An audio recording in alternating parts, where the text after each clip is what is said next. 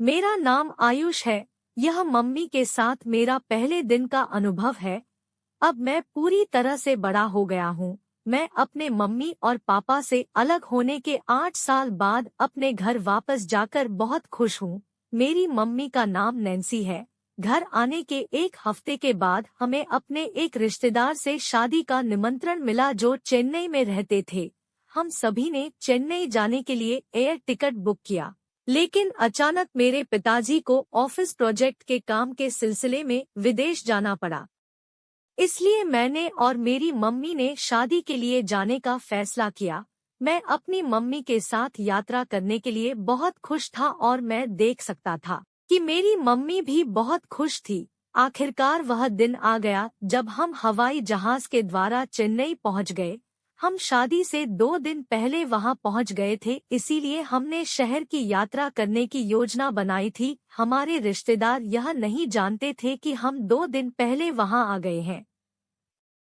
हम एक star hotel में गए जो कि हमने पहले ही बुक कर लिया था। जैसे ही मेरे पिताजी विदेश गए, उन्होंने एक कमरा रद्द कर दिया और मुझे और मम्मी को एक कमरा दे दिया। अब यहाँ समस्या आती है। जब से मैं अलग रह रहा था तब से मुझे बिना कपड़ों सोने की आदत है। मैं अपने कमरे में कभी दूसरों के साथ नहीं सोया था। मुझे लगा कि मेरे पास एक अलग कमरा होगा, लेकिन दुर्भाग्य से नहीं था। मेरा मन विचलित था। हम कमरे में चले गए और हमारे पास 2 तकियों और एक कंबल के साथ एक बड़े आकार का बिस्तर था। अब मैं अपनी निज़ा को लेकर तनाव में था। कमरे में आने के बाद मेरी मम्मी ने कहा, क्या तुमको कमरा पसंद है? मैं हाँ माँ, लेकिन मुझे लगता है कि पिताजी ने 2 कमरे बुक किए थे, नहीं? माँ बोली हाँ, लेकिन उन्होंने एक कमरे को रद्द कर दिया क्योंकि वह हमारे साथ नहीं आए। मैं ओ माँ बोली, क्या हुआ? सब ठीक है? मैं हाँ माँ, मैं बहुत खुश हूँ। माँ ने कहा, ठीक है, फ्रेश हो जाओ और रात के खाने के लिए तैयार हो जाओ।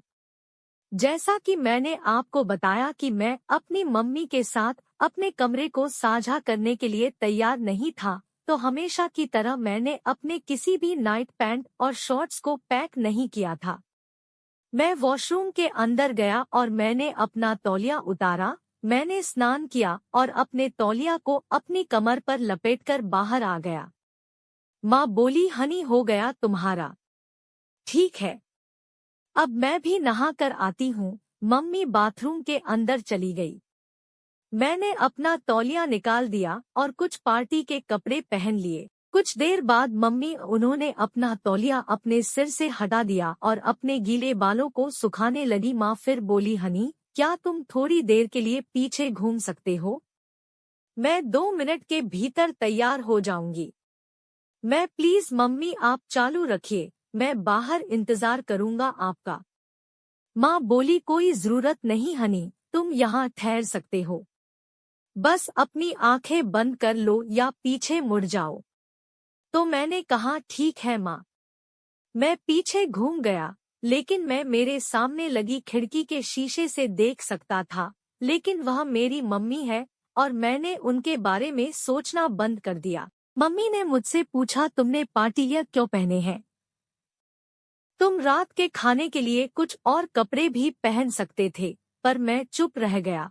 हम दोनों रात के खाने के लिए गए। यह मेरे लिए काफी अच्छा समय था और हम दोनों मेरी ग्रेजुएशन लाइफ के बारे में बात कर रहे थे। डिनर करके हम वापस अपने कमरे में चले गए। मेरी मम्मी ने मुझे वॉशरूम जाने के लिए कहा ताकि वह अपनी ड्रेस बदल सके। मैं बाथरूम के अंदर गया और 2 मिनट के बाद उन्होंने मुझे बाहर बुला लिया। फिर माँ ने कहा, ठीक है, अब मैं वॉशरूम के अंदर जाती हूँ, तुम अपनी ड्रेस बदल लो और फिर मुझे बुला लेना। मैं नहीं माँ, मैं इस ड्रेस में ही ठीक हूँ, मैं इसी में सो जाऊंगा। माँ बोली, हाँ हाँ, क्या बात कर रहे हो बेबी?